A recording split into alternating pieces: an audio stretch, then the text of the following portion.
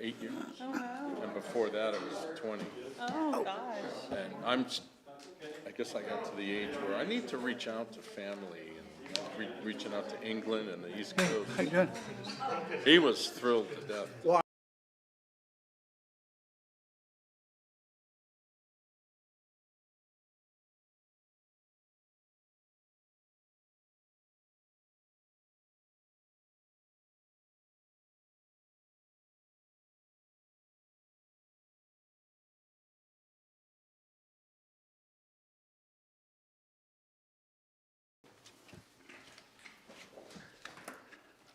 Nice one. How are you, sir? Good to see you.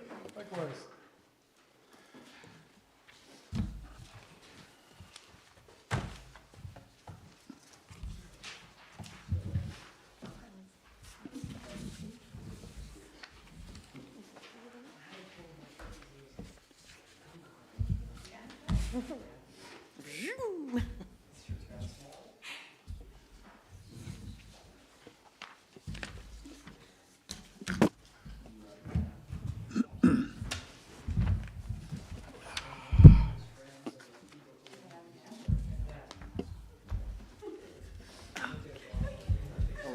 No, Tom will just say next slide. It's busy. This is a good thing.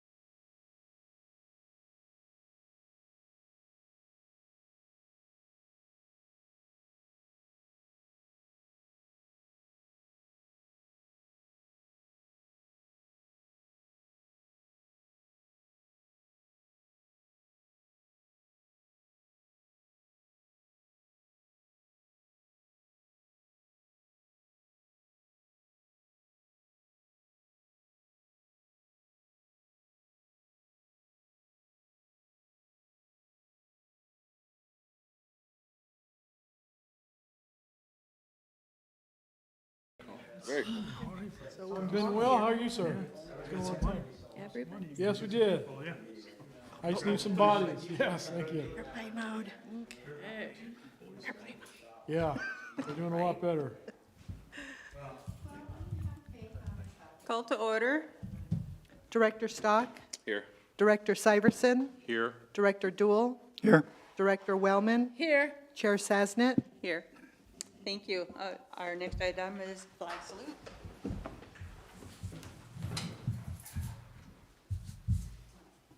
I pledge allegiance to the flag of the United States of America and to the republic for which it stands, one nation, under God, indivisible, with liberty and justice for all. Thank you. The next item on our agenda is a public comment. This portion of the meeting is reserved for any person desiring to address the board on any matter not on this agenda and over which this board has jurisdiction. Please be advised, however, the Brown Act prohibits action on items that are not listed on the agenda or properly added to the agenda under the provisions of the Brown Act. Board members may, however, respond briefly to statements made or questions posed. They may ask a question for clarification or request staff to report back to the board at a later meeting. Also, the board may take action to direct staff to place a matter on a future agenda. Speakers are limited to 3 minutes. Please step to the podium and state your name for the record before making your comments. Do we have any comments this evening? More like a question. Robert Bowers, I work at Land and Legacy now Okay. at what used to be Old Woodward. My only question was, well, I don't know if we're going to discuss bores today. That is on the agenda. It is on the agenda. Then I will hold off then. Thank you. Thank you. Thank you. Was there anyone else this evening? All right, we'll move on to the next item. The next item on the agenda is Board of Directors time. This meeting of the portion is, this portion of the meeting is reserved for directors to present to the Board of Directors and the public information, announcements, and items that have come to their attention. No formal action will be taken. A board member may request that an item be placed for consideration at a future board meeting. Board? Actually, I do have something this evening. Okay. So it's come to my attention that we have residents that are concerned about the ranch land that borders Stallion Springs on the north and northeast side of our properties. They used to mow that ranch land, at least a 25-foot swath every year until, gosh, it's probably been 6, 7, 8 years now since they've done it. And the weeds have gotten so bad, it's all entangled in the fencing. If there was ever a fire out there, it could jump and get into the properties here in Stallion Springs. So I know that that's outside Stallion, but I'm just wondering if there's someone we can contact and see if they can get that mowed for us. I will definitely research it. Yes, you are correct. It is outside of the district boundary. So, you know, we can ask, see if we can research and figure out who the property Who to owner is. I don't personally know. Yeah, But that's the problem. Everybody's like, who do I complain to? Because it wouldn't be our fire station, I wouldn't think, because that's we'll outside. definitely look into it, Director Willman. Thank you. Thank you. I did go to our fire station last year or the year before, and at the time, the captain said, well, the area behind me, or north of me, is a conservancy? Yeah. He didn't know who owned it. And, but he wasn't worried. And I'm like, well, you don't live next to it. Yeah. But apparently they have a plan and I don't know what the plan is, but if you can, if the general manager can find out who owns it and what can they do, I don't know if we can get any leverage from the Kern County Fire Department to go, hey, can you mow at least a barrier? They used to have, didn't they used to have sheep? Same with They us. used to have Yeah. Sheep just, Yeah, twice a year they used to have. but it hasn't been blown in a long time. Yeah, it's been a long time. And the other side is owned by The Milanos. Milano. Milanos? Yeah. Any rate, Okay, were there any other? I just had a quick, if everyone's done, I had a quick, I don't know, announcement or whatever. I just want to let you guys know that I'll be absent at the next board meeting, September 13th. I'm going to San Luis Obispo for that Special District Leadership Academy Conference. Very good. And so that'll be Monday through Wednesday or something like that. So I won't be here for that. Okay, Or, I'm sorry, I won't be here for September's board meeting. okay. So we have to make sure that Director Wellman, Sasnet, and Stock are all here, because Yeah, you're I'll be going as here. well, correct? Yeah, I can do a video on that if we can figure out what the state requires of us now, the new Brown Act and all that. So if you can get updated on that. I've done it before. Like a Zoom? You Yeah, can I'll do a do Zoom that? or whatever's Do it? required, yeah. Okay. Oh. And you can do it too. Yeah, I'm like, wait, how do you do, I don't have a laptop, but, Well, I don't have a laptop either. keep me posted, and that way, if you are going to do that, I can cancel the room. I'm sorry, I didn't hear that. why would you, Why would, he's saying he can zoom in from his conference. Oh, that you're going to zoom into here. I'm Yes. sorry. I'm thinking backwards. Okay, yes. Yeah, Bill, you can do this from an iPhone or any phone, actually, whatever Zoom application works on. oh, Okay. Yeah. Set up Zoom. And you can also do a phone in. oh, okay. But all of this may have been changed over the last couple of years. It got changed during COVID so that we could report in remotely. Well, they just came out with what do you call it, a revision or something to do with the Brown Act. Yeah, that's why I think we need to be updated on what the actual requirements are to be copacetic on this. Can we get that to our board members before the next meeting? Yeah. Yes. Thank you. Okay, excellent, thank you. Were there any other items? Nope.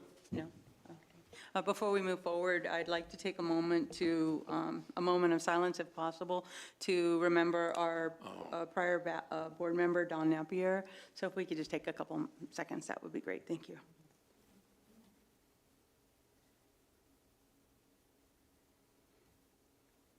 Thank you. Our thoughts and prayers go to his family. The next item on our agenda is our police report. Chief? Good evening, community members, board of directors, Madam General Manager. It was a busy July. Summer has not been kind to us. We did have 2 arrests, 2 citations, 107 reports, 142 calls for service, 6 callouts, 2 officer-initiated investigations, 6 AODs, which is assist other departments, and 4 vacation house checks and 4 medical assists. We had a subject that we made contact with who was known to have some multiple warrants. He was arrested and issued a citation and promised to appear.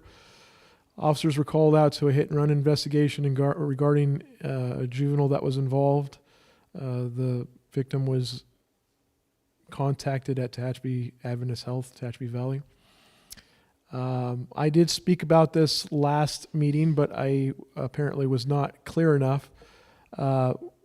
We did have both of our ALPRs, our automated license plate readers, our flock cameras, totally destroyed. The solar panels, the batteries, the metal bases, both of them were cut down by a group of activists that are anti that technology. The total damage is estimated to be $7,300 at this time. As of today's date, they have not been replaced. We're looking to resolve this situation as soon as possible, but we are planning on putting them back up at some point unless there's a new contract that has to be done. But we are actively investigating this situation as well as trying to fix this technology that we have unfortunately not been able to utilize for over a month now. While on duty, an officer observed an illegal electric off-road motorcycle being driven in the roadway. The officer did attempt to stop the vehicle. He initiated his emergency lights and siren, and the vehicle, which was driven by a juvenile, had fled at a high rate of speed. The driver failed to stop and evaded law enforcement, driving recklessly and violating several vehicle code violations. Due to the safety concerns for the driver as well as the general public, the officer discontinued pursuing. The subject was known. A search warrant was requested and granted by the judge, and the vehicle was impounded. This was a second incident that happened in a 7-day period. The first incident actually was more severe, believe it or not. Again, those are going to be forwarded to the authorities for future possible prosecution. We did have a domestic violence incident where a 35-year-old woman came to a resident out here. She is a prior resident of ours. Stole a vehicle, and prior to our officers arriving on scene, they did flee prior to our arrival. Traffic stop was conducted by another agency. Our suspect was removed from the vehicle and was being detained. The front passenger of the vehicle was wanted for multiple felony charges, unbeknownst to the officer. He then jumped into the driver's seat and then stole the vehicle and fled from the scene. There was some information that was a little bit confusing on social media that was inaccurate. So again, like I've mentioned before, try not to take that as an actual source of information. But yes, there was an actual domestic violence, and The vehicle was initially stolen by one, but then was stolen by a secondary person. And then probably the first time in my career, the vehicle was returned back to the owner in the driveway the following day.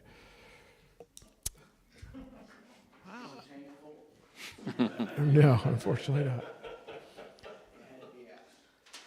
An officer was called for a child abuse investigation at a local business. The juvenile was so scared that they fled to another location where they were contacted.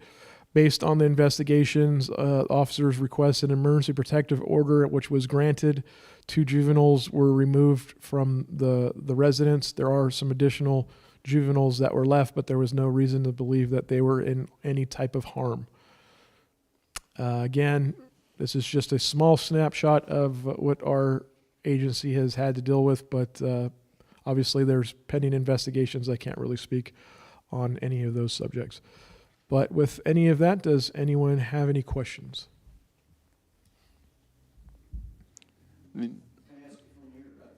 Please come to the podium.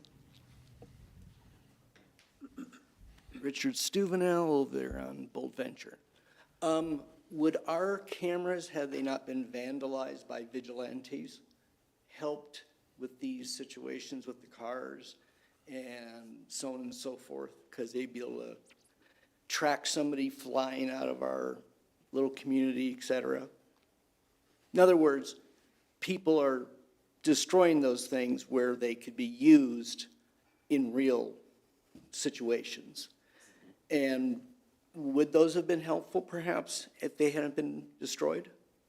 So in this specific case, it's really hard to say if it would have been useful or not, just because everything happens so fluidly.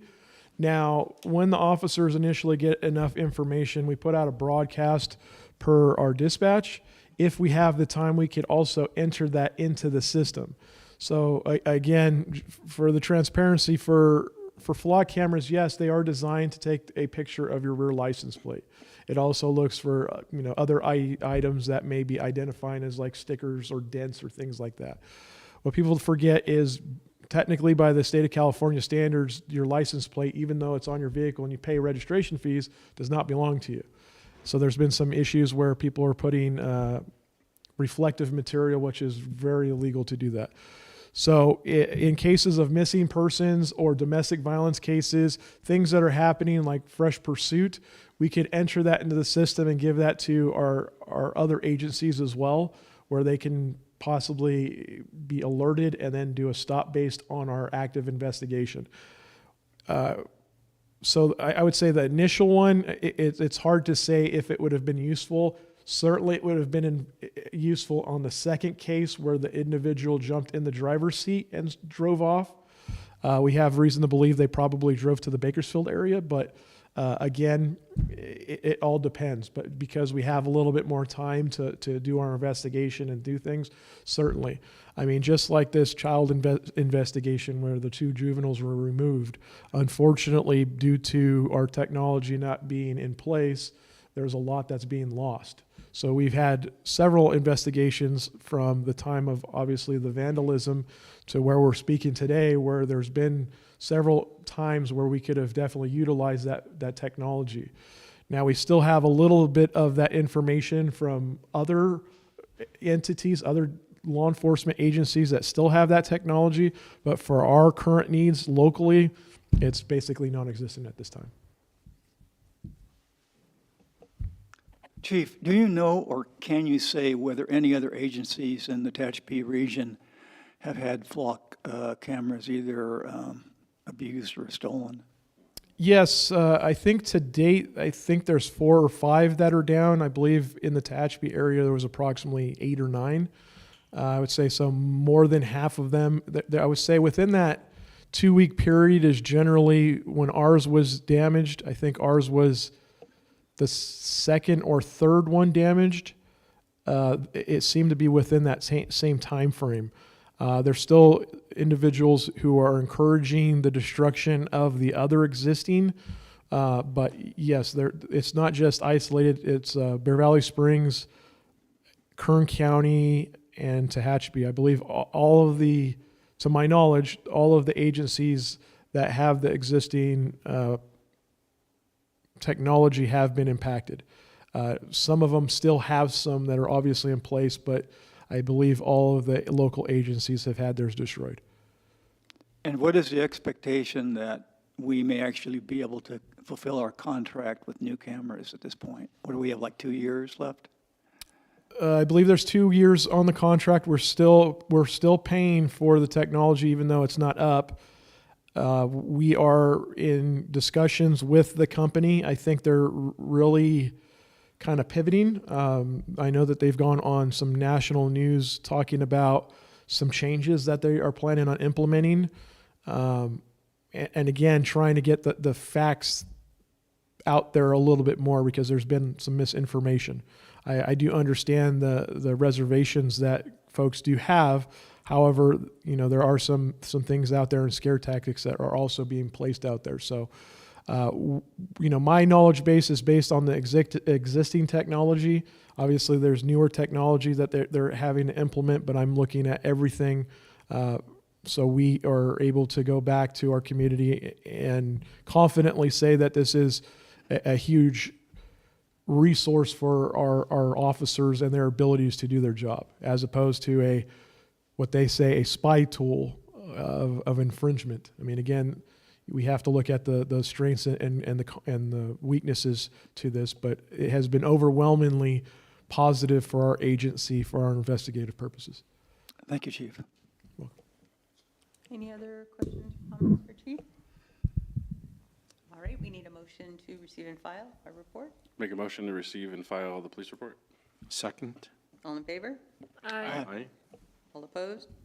All in favor, motion carries. Thank you. Next item on our And, agenda. excuse me, Madam Chair. sorry. Chief, did you have a request of the board to move an agenda item? Since you're on duty and you may get a call? I can. So I believe it was it 19? Is that correct? 12. 12. Originally, Fish and Wildlife was going to be present here today. I was advised that they were unable to make it due to an engagement that they had. So the request was to possibly move that up in the agenda to speak about that, but they are not here currently. So again, being the only sole officer, it's at the chair's discretion if we would like to move that agenda item now as opposed to later. Okay. Is there any opposition? No. None at all? Okay. So the next item on our agenda then will be we'll be moving item number 12 to item number 7, and that will be a discussion regarding our feral pigs. Thank you. Thank you. So there's been a tremendous amount of research that has taken place in regards to the feral pig problem. There's obviously been some community concerns. Like I mentioned, California Department of Fish and Wildlife was going to have a representation here today, but was unable to do so. They did say that they would be willing to possibly have a presentation or come to another meeting if it was requested by the board or the community. So we still have that as an open invitation. Our board member, Mr. Sasnett, has also done a lot of research on the topic as well. So we would like to go ahead and open it up. Bill, if you like, would you like to go ahead and speak on it, or would you like me to? Well, yeah, I can go through the research that I did, and I kind of limited, I didn't want to go into what you and your team were working. I went another route. They don't have that. They're all on the back Copies? counter. Oh, If the audience wants to see Anyway. what he's going to verbally express, you they're on the can't back see counter. this. It's a national problem, and in the southern, what you see in blue there is states with a feral pig problem. It's very significant, and it's a significant problem in California. 56 of our 58 counties have it. And the USDA, and I couldn't get this from the USDA, but from other Even on there? sources, On the agenda? the Department of Agriculture kind of classifies, or I don't know, classifies the wrong word, they have levels, 0 to 7, of a feral pig invasion. And 0 is none, 1, 2 is, yeah, okay. We're a level 4, California, and the USDA says if you're a 4 or 5, eradication is just not feasible. And I think that's because feral pigs, their propensity to procreate is astounding. And if you go hunting them, the packs are called sounds. And so you've got a sound of, say, 20 pigs, and they're usually led by 1 or 2 females. And if you hunt them and you don't get the 2 females, you get some of their young, they just turn around and they can have very large litters, 2, 3 a year.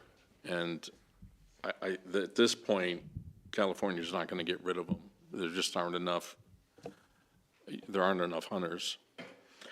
What they recommend is kind of like a pest management approach, using trapping, shooting, habitat modification. I guess they will avoid something. You can put up certain fencing. The other thing I looked at is, are there other communities in California that have had this? Yes, and a big problem is the municipal laws change, right? I mean, we have our state laws, but counties and cities and whatnot can have their own. Up in San Jose, there's a golf club, Coyote Golf Club, $50,000 in damage to their golf club. Shooting is illegal inside the city, period. So, what are they gonna do? Texas, they utilize aerial hunting, trapping, and ground shooting. Aerial hunting is some of the big ranches there, they'll just get in helicopters and the professional hunters will go along and get them from the air. You can't do that in California. Mississippi does trapping, and then they go through lengths, and I read this. If you do trap feral pigs, they expect you to humanely euthanize it. And they go through details on where to aim to get a clean headshot, and that will put the animal down with humanely. Up in Santa Clara, up in the Bay Area, they've paid $125,000 to the USDA to help trap and kill pigs. Santa Clara Open Space Authority agreed to pay over $250,000 over 3 years to try to do something with it. They're damaging a lot of areas and they're getting everywhere. It's not just, you would think that they kind of stick around like ours, it's the home ranch, and they'll reach the outer perimeter of our district. When I say our district, I mean the resident part of it. But, they're getting into cities now, depending on where you are. And if your municipality says you can't shoot or anything, then you're really it's a problem. But that's what I did, and I know that we have some residents that have a depredation permit, but I don't know what to tell you. It's illegal for any of us to go on your property and do anything. We can't do that. As far as the hunters that we have in our community, I think there are rules on how far away they have to be from a residence to fire. I don't know that. You'll have to ask Chief that question, but it is a big problem in this state, and a lot of communities are having to deal with it, and some of the really big cities are able to put out a substantial sum of money. We don't have $250,000. But that's what I wanted to go through. Any questions on what I've gone through? And if you didn't get a copy, I'll send this to the general manager of the office, and if you want to come pick something up later, or anyone on YouTube that wants a copy of it, I'll provide that. So I'm sorry, go ahead. I just was going to elaborate if you wanted to ask him a question. So Director Stuyvesant, it appears that pigs can be very formidable, and maybe the law is even more formidable. But it seems like there might be a first step here that might be helpful for us, and that would be contacting and dealing with Tejon Ranch, where they've originated from. I don't know whether this is something we're already involved with. Seems like I've heard that we are, but I haven't seen any results from that. So that might be a first logical step, is trying to get help from Tejon Ranch. So sorry. No, go ahead. I've spoke to 2 guides that guide on Tejon. They're having phenomenal years. The problem with Tejon is pigs are a huge moneymaker for them. So to have them thin their herd is asking them to cut their profits. Well, there's the next step, and that is to bring it before the county and try to resolve this. For Tejon, because Tejon doesn't technically breed their pigs, they just don't stop wild pigs from breeding. So, again, I know a few guides that hunt out there and they talk with Tejon. Tejon doesn't look at it as a problem they're creating, they're just not pursuing. Does that make sense? So to kind of, sorry, go ahead. We have been in contact with most anyone who has a horse in the race, basically. We have contacted Tejon. They have advised us that they are going to try to do the best that they can. They do have a deprivation permit for eradication as well. You are correct. There's obviously a hunting component aspect to it. They're not going to come into Stallion Springs to help with our problem. It's just basically on their end. So we have contacted the United States Department of Agriculture, some of our local representatives, the county, state. Again, it's an extremely widespread problem, kind of pivoting, if you don't mind. Just like Bill said, out of, I believe, the 58 counties, 56 counties in California are impacted by this. For those that don't understand why are there pig problems, they're not native to North America. European settlers basically brought them to this area many years ago in the 1400s. There's been some reports that in the 1920s, a wealthy landowner in Monterey County brought some European wild boars in the area and got loose. There's also been stories of the former owner of Stallion Springs, Rex Ellsworth, also being somewhat responsible when he brought the Rocky Mountain elk as well as boar to this community for his own purposes. There was also another rumor that in the 1990s there was another group of ranchers that either had them contained and they let them loose, or they got loose, and that's where the problem is. The fact of the matter is, it's been a problem since I have been here. It does go in cycles. Generally, 5-year cycles is what you see of when you start seeing a huge increase, with obviously some minor variance in between. There's only been 2 counties, in California, there's only been 2 cases where it was successful with all complete eradication. And both of those were on islands. And they spent $60,000 to $80,000, including $2 million. And I have that information here. I just don't remember off the top of my head. So what the police department is currently doing is we have, it's designated as a operation for law enforcement. So again, for those who are afraid of ALPRs, don't be afraid of law enforcement coming to the community with drones. But the drones are intended for a search and rescue application, but we're also utilizing that as tracking boars in the canyon.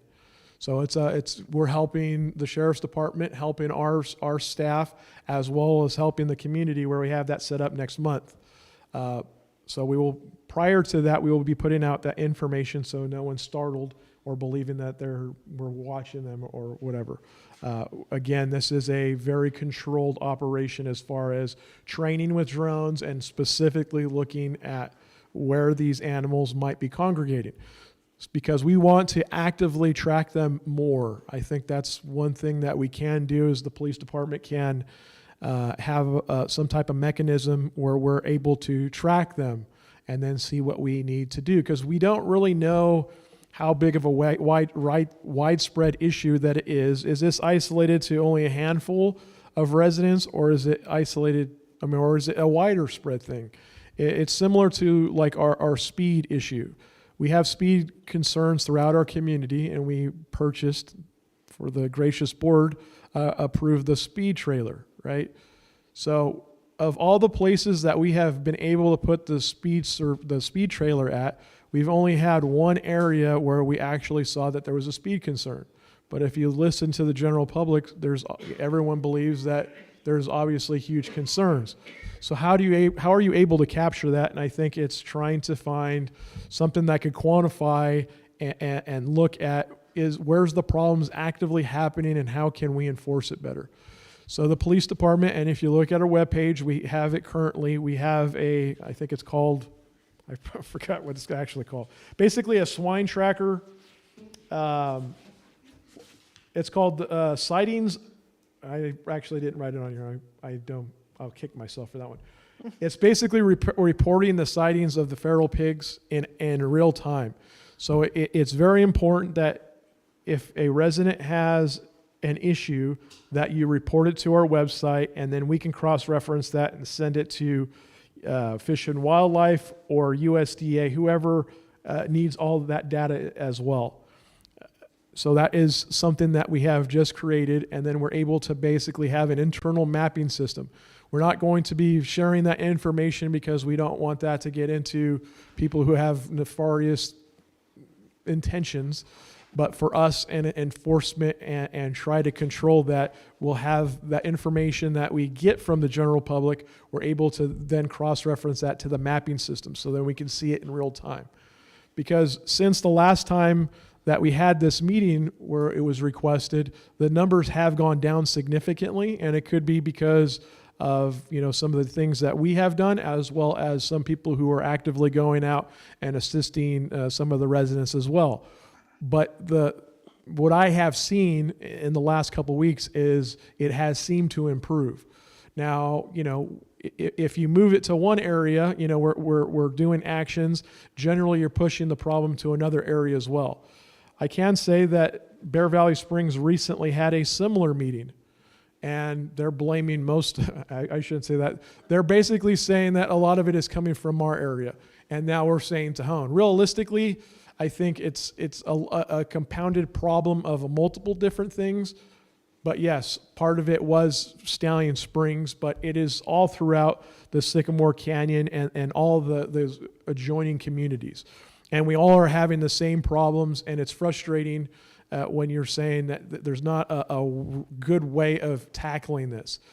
Certainly, responsible eradication going through a deprivation permit, following the guidelines from state law, and not shooting within 150 yards of a resident.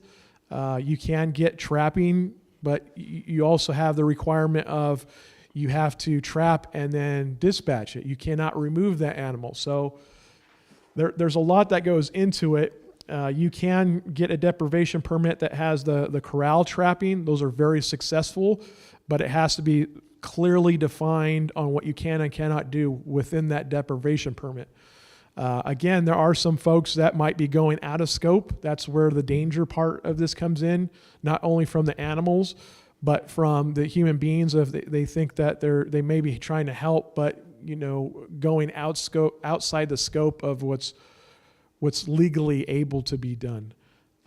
That's what is a big concern of ours. Is all we ask is everyone go through the proper legal process and work as a team. Based on what I've been able to see, it really is dependent on the community to band together. Fish and Wildlife has told me that it's really not the police department's responsibility to fix this problem, even though some view this as a public safety issue. And I do see that, and I am personally going out and trying to dispatch these animals. I'm sure several have actually seen me out there in early hours or late at night. I have tried to do my part, but there's so many, like Bill did mention, the problem is so poor, so overly grown. It would take a monumental task to make any type of impact. by me saying that, I'm not saying that we just surrender and say, you know, we can't fix this problem. But I think the burden really is more on the community with the community service district and the police department being a partner in that relationship. Because if there's going to be widespread trapping or whatever the eradication is going to be, it is a team effort. And like I've mentioned before, there are some people who actually they're not bothered by these animals, believe it or not. And there's some that are. So those that are and they've told me they feel like they're being bullied because of the situation. They shouldn't have to feel like that. They should feel just as wanted as everyone else. So, you know, it really comes down to, if there's an active problem, talk about it with your adjoining property owners and come up with a plan with the community service district and the police department where we can work together to try to fix this problem.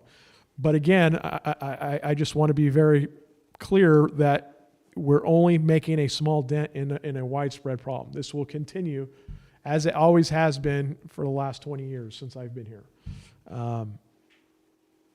It's a very complex problem, but we currently do not have the finances nor any other financial backing from any state or federal group that is willing to give us any additional money or means like traps or things like that. So that becomes an issue as well. A lot of the chemical alternatives, you know, there's people who have mentioned using ammonia. I would not use ammonia because that can actually create more hazardous situations for other animals. Sometimes citrus, I think lavender, anything that is kind of high potency, things that we generally as human beings tend to like, pigs do not like because their scents, basically they do everything with their snouts. That's why when they're running, it's mostly their face getting into it. Those things are easy to do, but sometimes it works, sometimes it does not. You may look at a local business that may have some bait. Sometimes that works, sometimes it does not. Again, these are incredibly smart animals, and again, I'm trying to give you the most best advice that I can give, and then just kind of circling back. It was Santa Cruz Island in 2017. It took 26 months to do that project, and they did remove 5,000 pigs from a 62,000 acre area, which cost $5 million. Pinnacles National Monument, also now Pinnacles National Park, they had 600,000. They removed 200 pigs. And again, that was $2 million. And they also had to put up a $50,000 annual fence to also create a system where they're not reintroduced to the area, and then you have another invasion of them. So with that, we have been in contact with the Fish and Wildlife as well as the USDA. There's been some concerns with USDA because they can charge. I would elect also, property owners that would like to do more. Again, make sure that you have someone who has got the proper permits and are following the laws to help eradicate some of these animals that are being trapped on your property. But don't just get anyone off the street. Try to get people who have contacted law enforcement and have gone through the proper procedures to do so. Can I ask a question about that? Yes. So on a deprivation tag, you have to put on the deprivation tag who is going to take the shot, correct, roughly? Correct. So is it possible to get a few, I'm going to say local hunters that come to the CSD, show that they're valid hunting license, valid everything? So, because there's a lot of property owners that don't know hunters. So at least we can have a short list and manifest of, hey, if you own a property but you don't know who you can ask, at least we have a list of people they can contact to fill that deprivation tag and then be in contact directly with you, because we've kind of not signed off or vetted them, but they at least would come and talk and know the process of, hey, I'm gonna go, property owner says there's pigs on there right now. I took 2 shots, got 2 pigs, this is what we're doing, like, at least they know the step of what to do if they fulfill that deprivation tag. Is that something we could? So that's a two-pronged question. So first, when people get a deprivation permit, generally we ask as just as a courtesy to us to just let us know, and we can actually keep it on file if they choose to do so. But we also do it because if they are dispatching it through firearms, we're not getting called to shots fired calls, because then that becomes a priority call for service. Right. So we do ask that if anyone has a deprivation permit where someone's going to be discharged, or if you just generally have one, just let us know, just for our own information. As far as the community service district, of them being on like the police departments or a community service district, I would highly discourage that, because then we will assume all the liability if something was to happen. Right. So again, the property owners, if they want to list those individuals by name on those permits, that would be up to those individual property owners. And again, it's only good for that property, but again, as long as it's a team effort within that community, it can easily be achieved, but it's a collaboration between them. Wait, who has the depredation permit, the property owner or the person holding the weapon? Property owner. Property owner. Oh, I thought it was the person holding the weapon. They have the pig tags in some cases. Again, if you have a deprivation permit, and I'm getting off track, right? Depending on what it is, you may or may not have to have that pig tag. So the deprivation permit is basically saying the property owner has contacted Fish and Wildlife and said, this is a problem, because you have to contact a biologist, and then the biologist issues it, and that's why they spell it out. It just makes it easier legally, because it's showing like, these are people responsible that I'm allowing on the property. And then it's up to the responsibility of that person to have a copy of that by demand if law enforcement was to respond. Okay. But the property owner can sign in someone else's name to be the person to take the shot. On the deprivation tag? On the deprivation permit, only Fish and Wildlife can give that name. If there's any amendments, it has to be by Fish and Wildlife. Okay, yeah. But the person that takes shot has to be announced on the deprivation tag, doesn't it? Yes. That's what I was trying to say.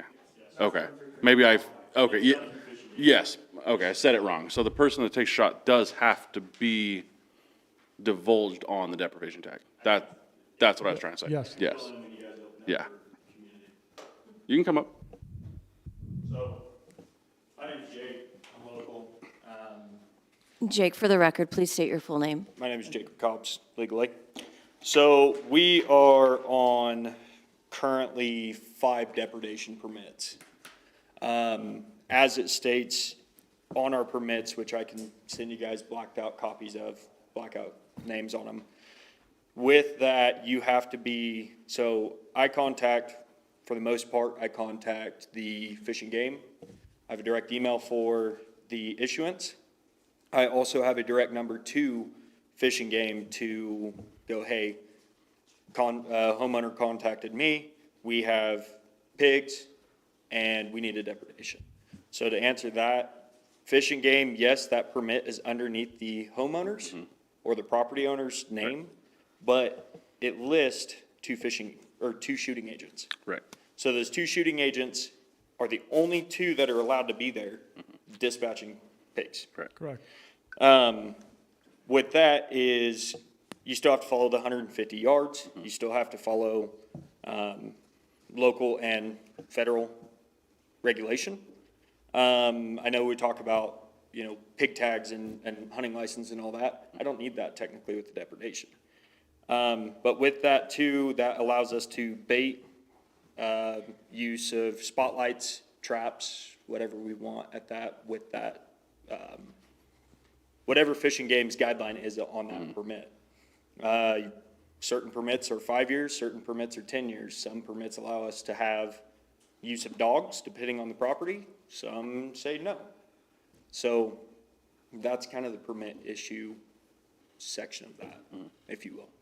And like Mr. Cobb said, the deprivation permit clearly spells out what you can and cannot do.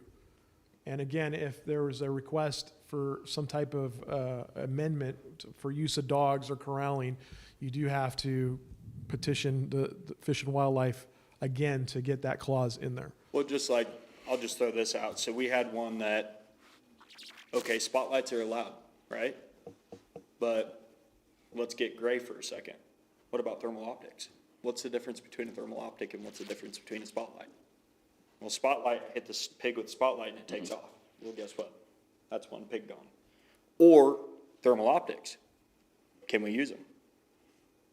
Yes. But they're not legal in California. Under that permit it is. My permits that I have clearly state that thermal optics are 100% legal in the use of depredation. So it's that gray area. Right. So it's provisions that Fish and Game will give you. Yes, you can, no, you can't.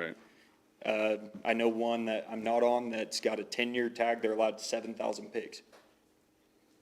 Would love to get on that one, right? But they're allowed to use dogs, traps, jaw traps. They can leg trap a pig. My permits cannot. Correct. Most can't, right? Correct. So that's that. I won't touch on any of this other stuff, but I want to fill in on that a little bit. No, yep, perfect. Thank you. Yes, sir. Thank you. Well, and I guess the Senate just passed a bill, I think this year, and it reclassified the feral pigs from, and I'm not a hunter, I know you guys are, but the bottom line is this, they can shoot as many feral pigs as they want. Like deer, you can't. Right, Some yeah, they animals opened up the tags. One more with that, sorry. We are limited to what we can shoot. They give us a number. Who does? Fish and Game does. For the deprivation tag. So I can, like I said, I can show you guys whatever one day. I'll come in. So you said the depredation permit is with the property. So if John Doe is on this property and Mary Smith is on this one, to their immediate east, their permits could be completely different? Yes, sir. So there are different permit numbers on every property. We tried to combine two properties that said yes, sorry. Sorry. That's okay. So I've talked to Fish and Game trying to combine two properties that are literally fence line neighbors, and they don't do that. So with that, they want you to have, this property is this, that way if something goes south, they have a reference point, right? Okay, well, I shot a pig on this property, but it landed 3 properties down. It was a bad shot, right? Okay, well, now they can come out and do an investigation at that point, versus we just blanketed everybody on one permit, and they go, where'd you shoot it, right? So we actually have to, the other side with that too, is we have to tag these pigs. It's not just shoot and go. We have to actually do, every 30 days, we do validations. We have to put in age, sex, weight, the whole 9 with them. So that's why you can't do conjoined, from what I've been told from Fish and Game. No, and it's kind of their call. It sounds like this is not as simple as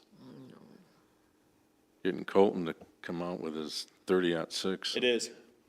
Once you're through no, all the No, but bureaucracy, there's a yeah. lot in the background. So if you have the right, if you know the right channels to go, right?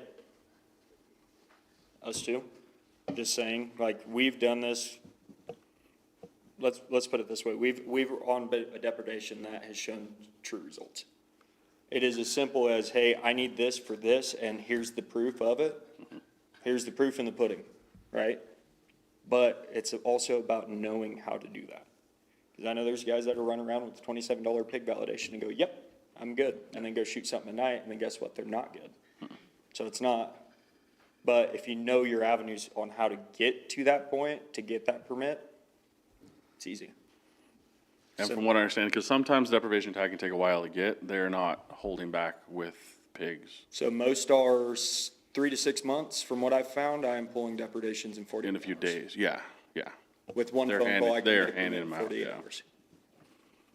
So a property owner, so John Doe could come to you. Yes, sir. If he knows you through a XYZ. bunch of people. Because they watch this And- on YouTube. That's my favorite. That's my favorite. We got a trap on YouTube and it's working. But it's still the property owner that has to get the permit. No. I can show you one that I put in on Friday and we had it issued on Monday. But it's not your permit, it's the property owner. So we get the property owner's information standing right there with the property owner. And with the property owner looking at the email as we send it, here's the information, here's the address. So name, address, and All the pertinent info. everything we need. I hit send and they have a permit in 48 hours, 48-72. As long as the property owner's aware of the situation, that's the most important thing. Well, Again, that- to be fair, Mr. Cobb has approached the police department and told him his ideas of doing things, and obviously we cannot recommend anyone as far as dealing with this said issue. With the police department, we are the exception. Same thing with, I think, Bear Valley as well, or any other agency that is trying to. We have like a blanket deprivation permit. That's kind of rare. But again, we can't utilize that in a lot of areas either. So we kind of have the whole community where he has one said from one community. So it's if you're following me, if I'm asking for a deprivation permit, it's on behalf of the whole community service district. He's doing it and he's asking the property owner also to be a part of it. I think it would be better if the property owner did it, but as long as it's done and everyone's in agreement, that's fine. Well, and that's it too. It's always asking the question, right? Because I'll put it this way, because it's been put to me this way.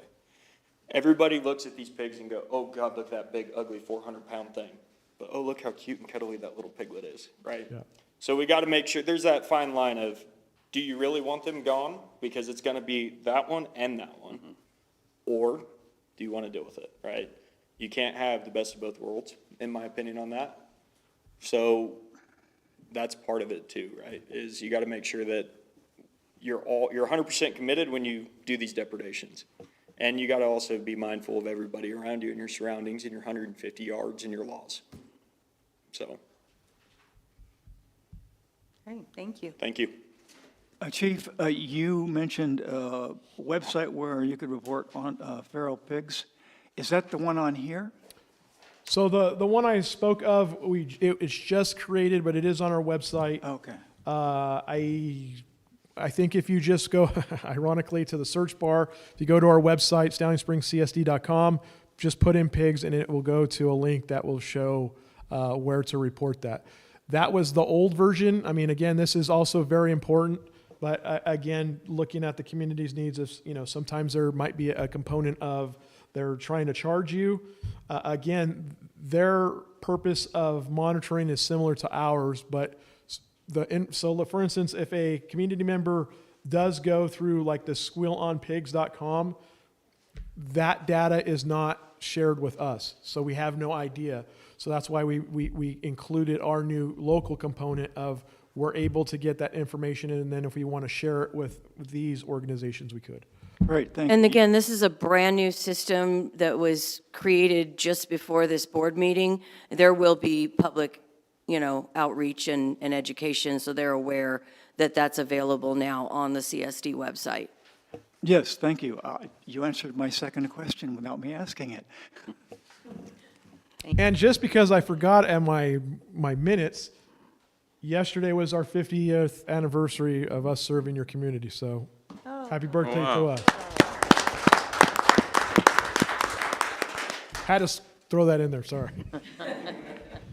Thank you so much for that. You're welcome. Yes, if you might come up, please. Thank you. Richard Stuvino, Bold Venture. A quick question, and I had some observations. When you guys say bait, we're not talking poison, are we? When he said bait, Yeah. no. Okay, reason the other animals eat the bait, okay. So that was, okay, They're so, attracted to acorns and grubs. I mean, it's mostly natural things. okay. So on a couple things, when you said, I was a special education teacher in public education. When I heard the phrase, we're doing the best we can, means they're doing nothing. So with all respect to what you have to deal with, Tejon, I don't think is doing anything. And a question I have is, Do we know how long their border is? Whatever the property is that they, I mean, I don't know. Is there do they have like a 5-mile border that those pigs leave Own from? Ranch is something on the order of 200,000 acres. Yeah, Okay, yeah. Now, Chief reported on an area that has 60,000 acres and 5,000 pigs. so the reason I asked that was, and I don't support this philosophy for humans, I was gonna say build a wall, but is there areas that they could target, like say with fencing that's electrified? Something like that to slow that down. So I'm just putting that out there. The best we can. They're not doing anything. So can the CSD, Bear Valley, act as individuals in a class action suit against Tejon? Because we're in California. When you're in California, you might as well act like Californians do, sue. And harassment suits, which some people in politics are great at, harassment suits can get that movement going to actually do something. Because that really is the root cause. Oh, Stallion Springs sent their pigs at us. No, it's, they're living creatures and they want to propagate and they want to live. So if multiple governing whatevers got together and said, and without making it spend a buttload of money on a lawyer, just as that bothering them suit, that's how we do things here. So nothing else is going to stop them. So try to do something at the source. If they're making money on those pigs, they can do something. I'm going to ask about this. Would you like me to answer that Yes, question? yes, So absolutely. I don't think anyone can definitively say that there's any type of ownership because it's a wild animal. I mean, again, we can say everyone can place blame of where do these animals come from, but like I mentioned, it's a very complex situation. I would be extremely hesitant and would never recommend that we go to battle with Tejon. They obviously are one of the biggest landowners in the state of California, and they would probably Clean us up. defeat us pretty badly. But again, we have reached out to them and continue that dialogue of they need to try to do more, but we all need to kind of work together. I think those conversations should be had. But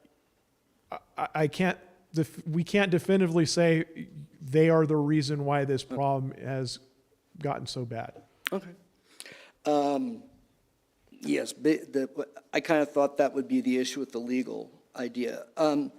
You guys brought it up. I wanted to mention something real quickly. The speed sign thing, which I love because it says thank you to me. That's not on this part. It's off agenda topic, I'm sorry. But it was brought up earlier. It was an example that Chief used, yes. Yeah, Okay. Can I bring it up later?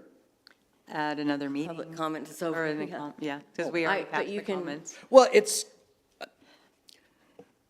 I was trained as a behaviorist. In a nutshell, tickets, people don't like. Rewards change behavior, and it has been studied with that kind of technology as I walk away. Thank you. A reward for doing the right thing. Let that get out there along with the punitive. Appreciate it. Thank you. Thank you for your comments. Are there any other comments this evening for Chief or the board? We wanted to inquire, as far as the feral pigs, as to, can we use non-lethal methods just to scare them off? Or does that have to be on the deprivation or permit? Unofficially, and I'll probably bite myself, if you use like pepper balls or Paintballs, pepper Paintballs. balls, or it's kind of air. a pain deterrent. The only problem is when you do that, you have to be aware of they're going to run and they're going to go downrange. They'll end up hitting something. Yeah.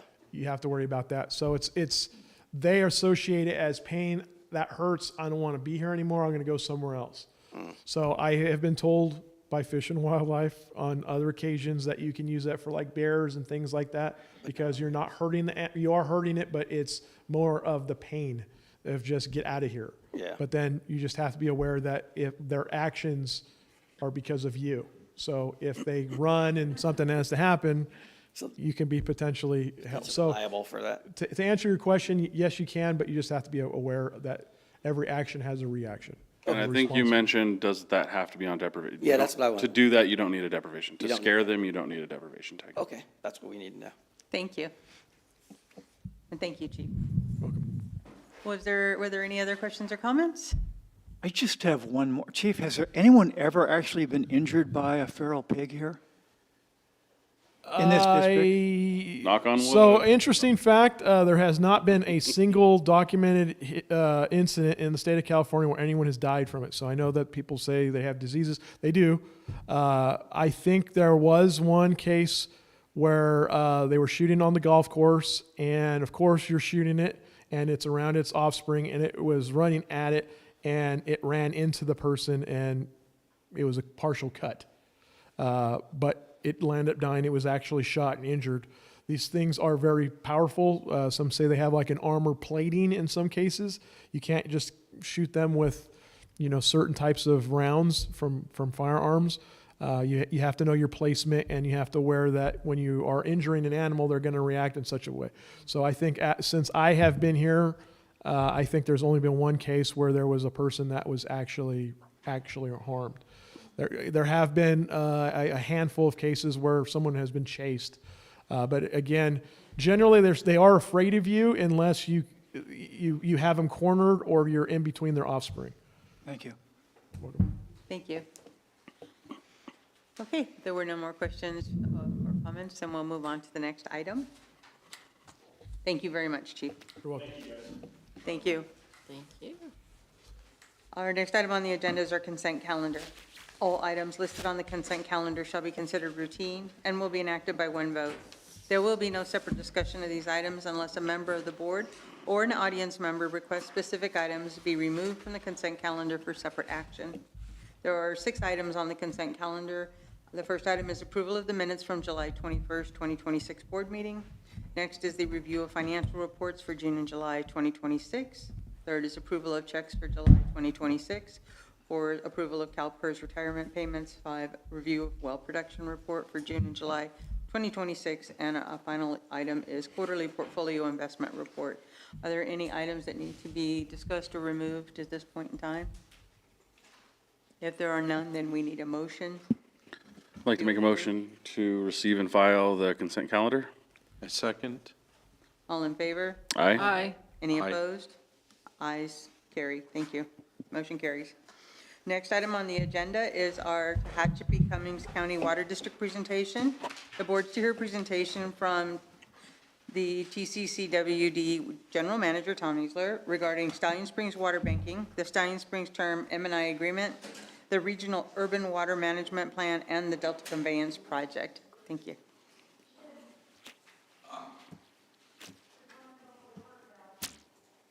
Thank you very much. Next slide, please. My name is Tom Neisler. I'm the General Manager of the Tehachapi Cummings County Water District. In that role, I also serve as the Chief Executive Officer of the Court-appointed Water Master for the 3 adjudicated basins within our district.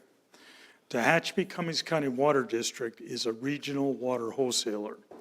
Our district comprises approximately 415 square miles, 266,000 acres.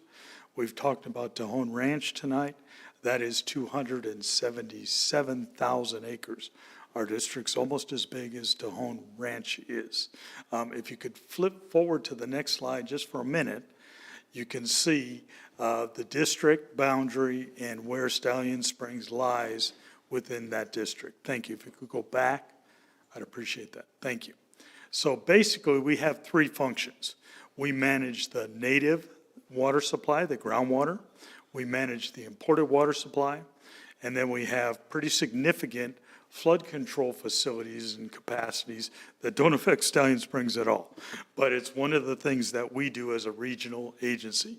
Next slide, please, and we can skip past that exhibit. So there are basically three sources of water within our district. There's the native groundwater that's extracted by various public and private parties. That comprises about 48% of the total water supply within the district. There's the imported water supply, which we manage and contract for with the state, and that comprises about 50% of the total water supply within the district. And then we've heard some discussion recently, especially out here in Stallion, about recycled water. That comprises about 2% of the total water supply within the entire district. Next slide, please. So, oh geez, that's kind of small. Should have brought my glasses. Okay, so specifically for, oh, wow, thank you so much. That's, I don't need it that big. Thank you. So if we could go back to the, like, one down, that'd be great. I think that's the Thank only you. one it That's- gives, that's- that's the only one it gives me. There we go. All right, so I'll do the best I can. So, so specifically for Stallion, you have basically a native groundwater supply, extractive native groundwater, that is governed by an adjudication that was modified in 2021 under the amended and restated judgment. I know this is review for some of you, but I don't think for all of you, so I apologize. That's about 50% of your water supply here, roughly analogous to the water supply in the entire district. Next, you take some of your water from our imported water supply. That's governed by a term M&I agreement with our district. And that current agreement expires the end of this year. It should say that on the slide, and apparently got cut off. So that agreement, the current 10-year agreement expires at the end of this year. We are currently desiring to revise that agreement, and I will talk about that as we go along. That's about 50% of the water supply. So it's about half and half imported and native water, pretty close to the same relationship with the entire basin. So then there's recycled water, some of which is consumed within your district. The CSD does not have access to that water. That water is provided by the prison, CCI, a state agency, under a permit with our district, and that is allowed to be distributed to two and only two property owners at this time. The golf course, the Tehachapi Ranch Golf Club, and Valley Sod, who is outside of Stallion Springs, but within the Cummings Basin. So the Tehachapi Ranch Golf Club is a permitted user, as I stated. I want to try to keep this consistent, and these numbers are a little bit misleading. So the 10-year average use from the golf course is about 30 acre-feet a year.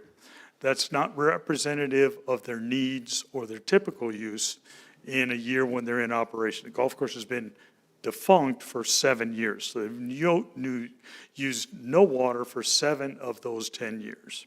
In a typical year when they were operating, their use was in excess of 300 acre-feet a year. Okay? Historically, we'll talk a little bit more about this, the prison, CCI, has produced well in excess of that amount. That is no longer the case. Their production has declined significantly and probably will continue to decline. So the average supply from the prison into the district for both customers for the last 10 years has been about 300 and, I can't read that number, 80-something acre-feet a year. That's more than the golf course demand. Next slide, please. So, moving back to the native supply, okay? The governing document by which we manage that supply is the adjudication, which was amended and restated by order of the Kern County Superior Court in January of 2021. It regulates how much water can be extracted from the basin. That amount is 2,990 acre-feet per year. Prior to that amendment, it was over 4,000 acre-feet per year, and we saw reductions in the water levels in the basin. That's why we pursued the amendment. It also assigns allocations of that natural safe yield amount, 2,990, based on formula that are included in the amended and restated judgment, okay? The first priority in those allocations is our M&I users, municipal and industrial users. Stallion Springs is one of those. The other primary M&I user is Bear Valley Springs. Can you go ahead one slide, please? 2 slides. There we go. So here is Stallion Springs in relation to the adjudicated Cummings Basin. For reference, the basin is about 10,000 acres. Stallion Springs is about 26,000 acres, okay? But you can see the portion of Stallion Springs that's within the adjudicated basin is very, very small. That's the crosshatched portion of that overlapping exhibit. So virtually all of the water that Stallion Springs develops for your residents' uses comes from that little part of Cummings Basin, okay? If you could go back 2 slides, please. Thank you, Judith, for being such a good helper here. So we developed formulas with all of the pumpers' input over the course of 5 years. My district spent about $300,000 to amend and restate this judgment that the court eventually approved. And those allocations provide fixed amounts for M&I users within the basin, okay? The remainder of the native safe, natural safe, it's been native safe yield for 100 years, and now it's natural safe yield, so I stumble sometimes on that wording, is divided amongst irrigators, agricultural and other users. Whatever's left over, they get a portion of, okay? So the allocation for Stallion for each individual pumper, whether it's a public well or a private well, is fixed in that allocation. And it's adjusted by my board, who I work for, every year, and published. It's on our website. We hold a public hearing. Everyone's welcome to attend, okay? All of the wells within the adjudicated basin will have meters on them, okay? That's required. That's going to be the case throughout California. That's been a huge lift for us. You're not going to tell me how much water I can take out of my well. Well, I'm sorry, but we are, and here's why we have to do this. And it's not about what we want. It's not a money-making thing. I'll talk more about that. It's to ensure that future generations have the same access to this water that we do today. If we didn't manage this supply, it would diminish over time. That's why we were in this situation in the first place. That's why the basins are adjudicated. The water levels were decreasing because of over-extraction. And you hear about that all through California. We are far, far ahead of most of the other agencies in California. So that was approved by the Kern County Superior Court in 2021. Last year, 2025, was the first year that we put those requirements into effect and enforced them. So if you extracted more water out of the basin than you were entitled to, here's your sign. We would send you a bill. Almost all of our pumpers extracted less water than they were allocated. Stallion Springs is an outlier, but we'll talk about that. Very small outlier. Next slide, please. So, the imported water supply. The court says, the state law says that you cannot take more water out of a basin than it can naturally replenish. You cannot export water out of the basin to another area. I showed you that a very small portion of Stallion Springs produces all the water. Well, it supplies the rest of Stallion Springs, the other 26,000 acres. The only way that that works is under a conjunctive use agreement with us as the water master, or we replace that water within the basin. Everybody drives by. Stallion Springs was gracious enough to sell us 20 acres of property to build recharge basins that we can use to put that water back in the basin so that the basin remains in balance. It's working. It was a good plan. It's working, okay? So the term M&I agreement, which is the agreement that, under which we operate, I already mentioned expires the end of this year, and it provides access to that imported water that we have the contract for and that we bill everybody within the entire 415 square miles of the district to operate that system, okay? We provide that water to our customers at very heavily subsidized rates. The actual cost to bring that water into the district, to pump it up the side of the mountain, is about $1,400 an acre foot. The average over the last 5 years has been $1,385 an acre foot.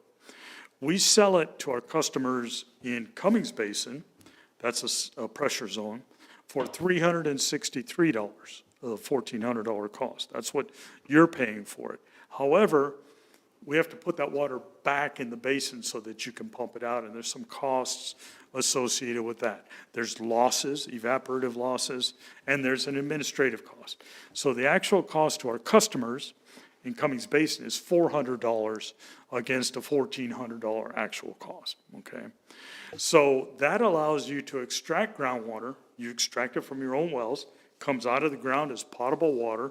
We're blessed by this aquifer that does a tremendous job of taking pretty nasty water and converting it to potable water that we don't have to treat. We, the collective we, you, Bear Valley City, nobody within our district, 40,000 people, drinks treated surface water. There's no surface water treatment within the district. We all drink pumped groundwater, okay?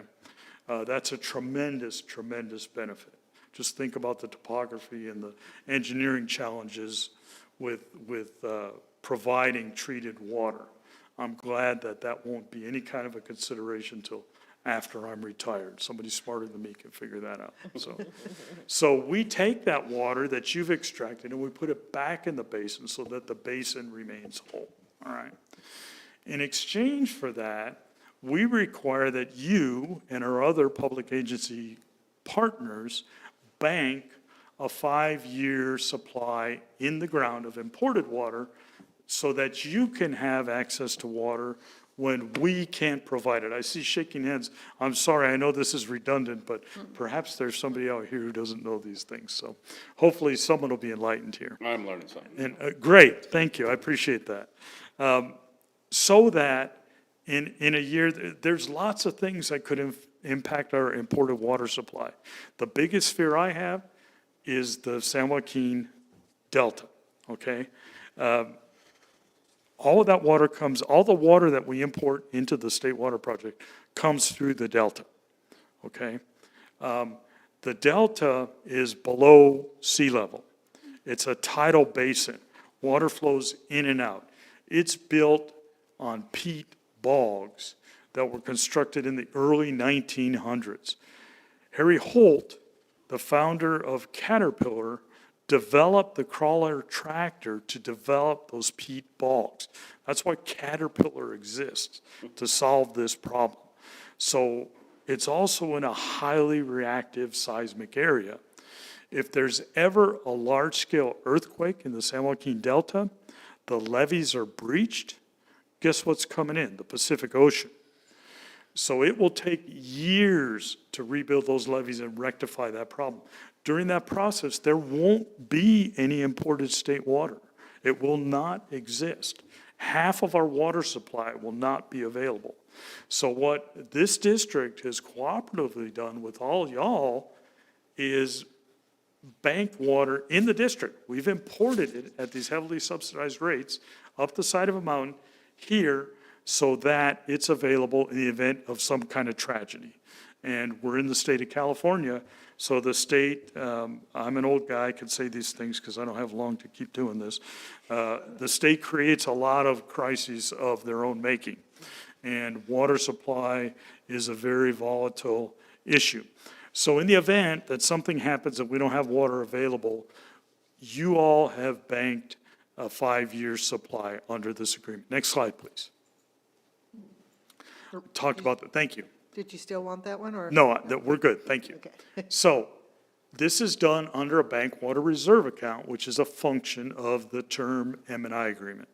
Okay, our public agency partners, the big partners, you guys, Bear Valley, the city, Golden Hills, all have these term M&I agreements, different rules for different basins. We serve as the water master for all the basins. Have banked a 5-year supply of water under a 10-year contract, okay? That has been a very significant lift for all of these partners. You have to pay for that water. It's a stranded asset, okay? As I mentioned, the Stallion Springs term M&I agreement expires the end of this year. This year, specifically January of 2026, this board approved the purchase of the remaining, not very much, I can't remember how much it was, 30-something acre feet or something, to meet that 5-year requirement. You've met that requirement. You have all that water in the ground. It's your water. It's whatever color you want to make it. That's it's purple like Judah's top. That's Stallion's water. We can't do anything else with it. Nobody can take it.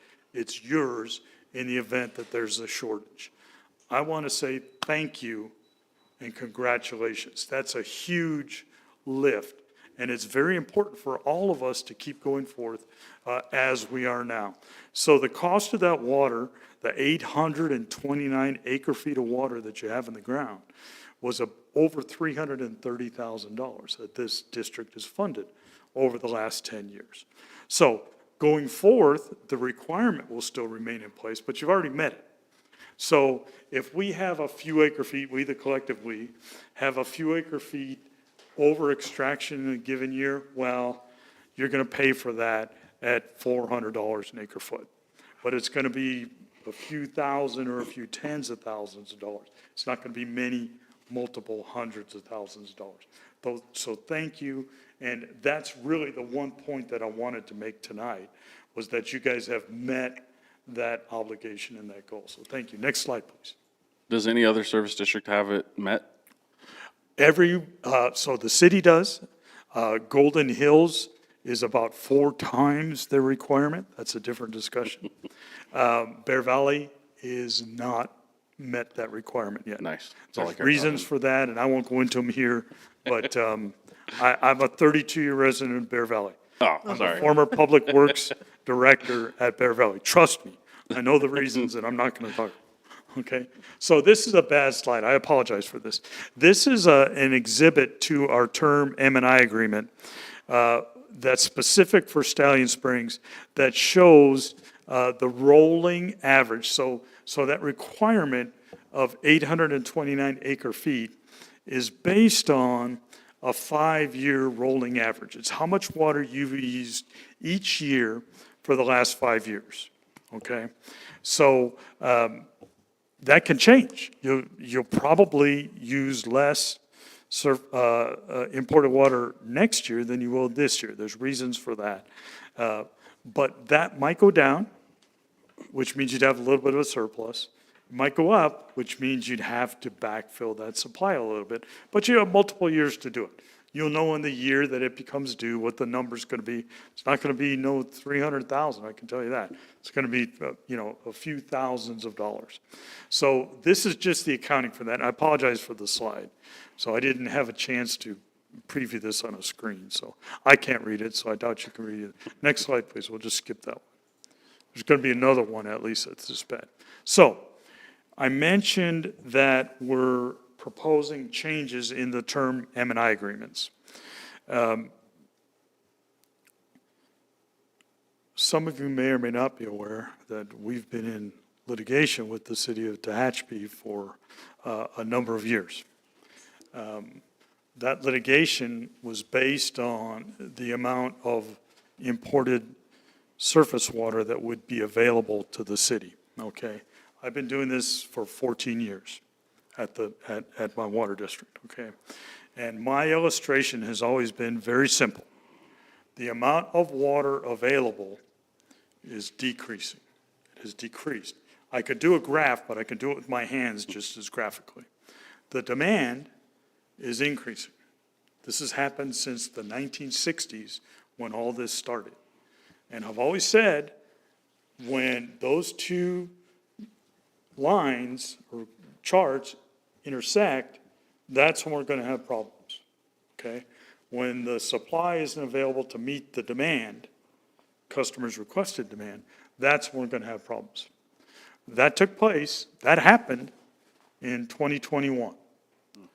Guess when we started litigation with the city of Tehachapi? So, this is not an indictment of the city. We have settled the litigation. We're moving forward, and I believe that everyone is happy with the settlement. But our contention was, remains, and will remain that we need the ability to dictate what the future water demand is going to be, okay? And again, the surface water is the variable component. The native groundwater is fixed by the court. We serve as an agent of the court, and we have to enforce that. So over the course of time, the amount of water available will decrease. That's inevitable. It's not a surprise to anyone. The variable component of that imported water supply is our irrigation customers, okay? The state constitution, Article 10, Section 2 of the state constitution says that the people have the first right to water, okay? We need to meet that demand, okay? It's our job. The state constitution says it's our job, okay? So if we say you can build a house in Stallion Springs, we, as the water master, as the water supplier, have to be able to supply that water. We can't tell people not to use their facilities, not to take a shower. It's against the law. So we have to be able to determine what that future supply is going to be. And our agricultural customers, sophisticated interests, understand this. So we know that the available supply is going to decrease, but we need to be able to control the growth in the fixed supply. So under the terms of these new M&I agreements, we have proposed, and this is not news to any of your staff, and I think some of the board has even heard this, a chart allowing all of our term M&I customers to grow their imported water use on a fixed basis. It's a compounded 1% growth rate. That will be reevaluated every 5 years, okay? So that's consistent across all our term M&I customers except for the city of Tehachapi. So the city of Tehachapi has a 1% compound growth rate, but as recognition of the fact that it is the city where all of us get our basic services, the hospital, the library, most of the schools, et cetera, are in the city. In the event that our allocation in a given year exceeds 41% of what we're entitled to, every year we pay for 100, sometimes they give us some, sometimes they give us all. Our allocation this year is 50%. In the event that our allocation exceeds 41%, they get 1.25% in that year to account for those other services that they provide for all of us in the greater Tehachapi area, okay? They've agreed to that. So for Stallion, Bear Valley, Golden Hills, 1%, okay? Next slide, please. Bad slide. That's the Stallion Springs chart, okay? Next slide, please. Oh, okay. So next slide, please. There we go. Now, darn it, go back to that last one. Can you blow that up so we can read it? Yeah, I'll see how much I can. Excuse me, I'm sorry. So, your chart starts in 2022.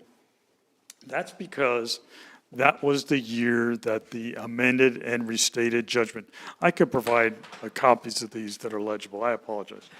That's the year that the judgment went into effect, okay?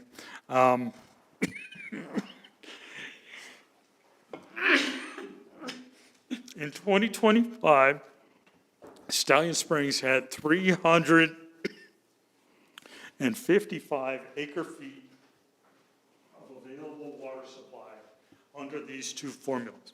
The native allocation in the judgment and the formula based on the 2022 water year for imported water. Stallion Springs used 378 feet of water in 2025. That creates an overuse of 23 acre feet, which we billed the district, Stallion Springs, for at $400 an acre foot. So your water bill for 2025 was about $10,000, okay? Now, I suspect that your use, your imported water use will decline. The growth rate will increase, and that difference will decrease over time. Whether I'm right or not will be trued up in 5 years when we redo these agreements, and the following slide is on the Regional Urban Water Management Plan. I've talked a long time, and I've said a lot of things. I should have stopped a long time ago and asked for questions, and I apologize. So if anybody has any questions, this is drinking from a fire hose. I spend all day, every day doing this. I could talk about it for hours, but I know my goal here is to convey information. So if anyone has any questions now or going forth, please stop me at any time. Next slide, please.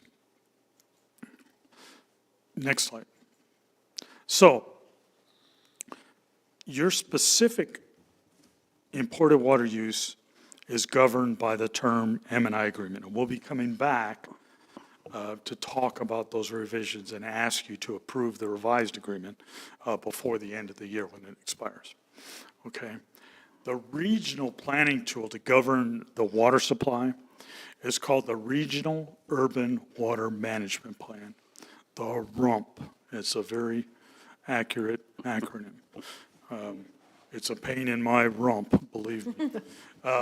This is a state-mandated planning tool for agencies with over 3,000 water connections or 3,000 acre-feet a year of water use. Stallion Springs is neither of those. But all of the public agencies in Tehachapi rely on us for some or all of that water supply. So since 2010, my agency has prepared, funded half of this plan, this RUMP, every 5 years for the benefit of the entire region. The partners in that plan are you guys, Bear Valley, Golden Hills, Tehachapi, and us. We pay half. The other half is divided amongst the other partners. So the plan is overdue. It's been caught up in this litigation. We were 98%. Laurel Inn has been involved in these conversations for a long time, of the way done, and then we got derailed. Those disputes have been resolved. We're working to complete that plan. Prior to that, there will be a public meeting of the entire area. All of the public agency customers get together and talk about this. Every one of the governing agencies, you and the other partners, will approve this plan prior to its implementation. Okay? We are so far behind that immediately upon completion of that, which should be hopefully before the end of this year, we'll embark on the 2025 update. This should be a much easier lift. We've got all the tools in place. All we have to do is import the data, most of which we already have submitted to the state. So by the time all of that's done, the term M&I agreements are up to speed, the RUMP is completed, we should have a good basis to move forward with planning for and developing the water supply for the entire greater Tehachapi area. Next slide, please. So where are we headed? The revised term M&I agreements, the approved 20 and 25 RUMPs, the defined water supply planning tools in place.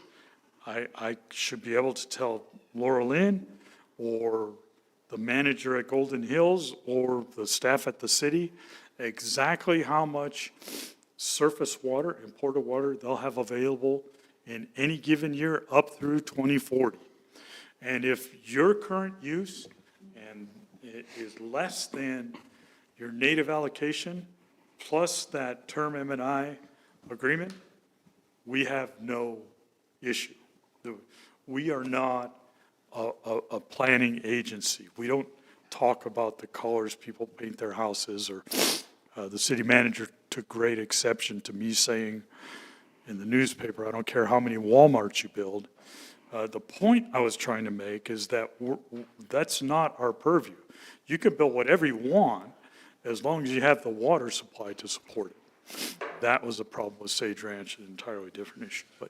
But at any rate, that's our role, is to ensure the water supply is in place. These tools that I've just described should allow us to do that for Stallion and for everybody else in our 415 square mile service area. The favorite thing I tell people is that our water is our future. We're seeing this throughout California. This is becoming a bigger and bigger issue. And I hope and I pray and I believe that we've put the tools in place to carry us through the next 20 to 40-year planning cycle. So with that, next slide, next to last slide, please. There's my information. Please feel free to reach out to me at any time.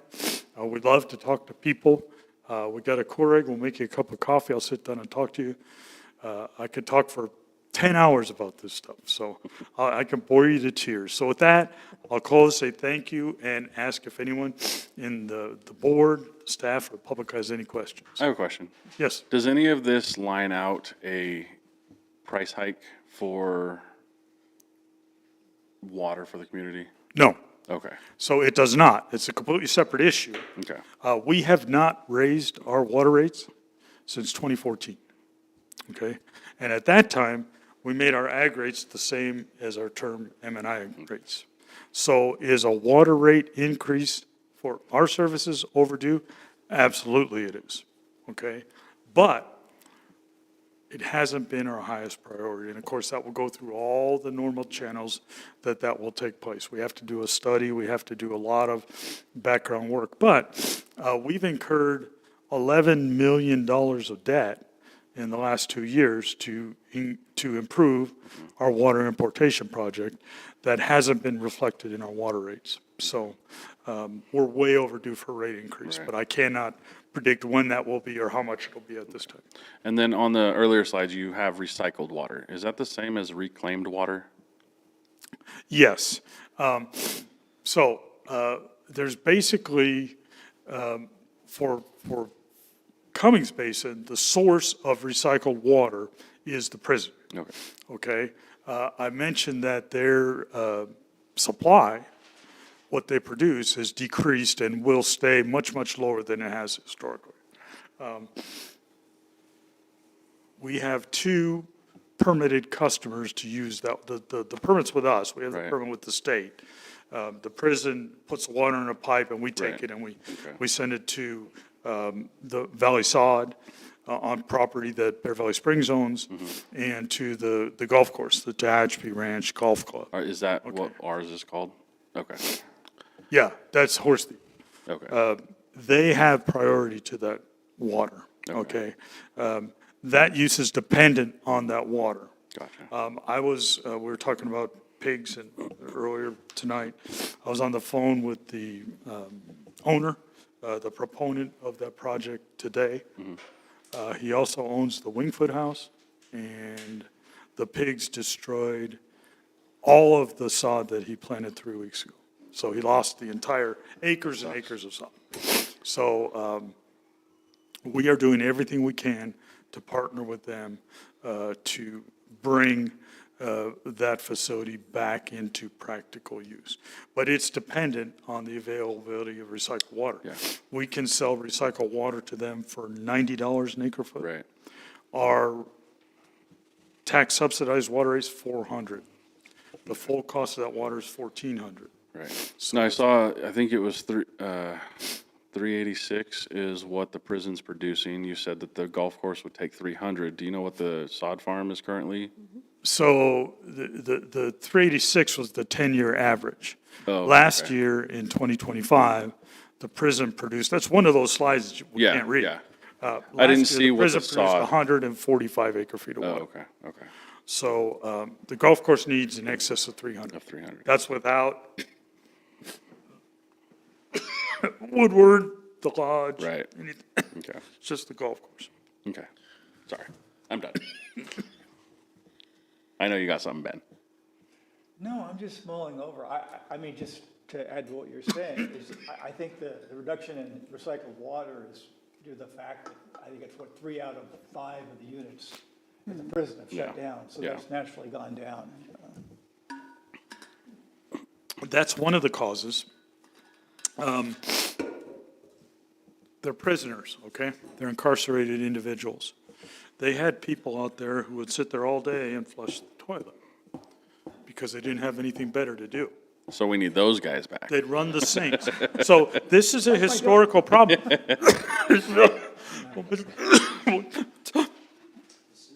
Talk about these reductions, there's other sources.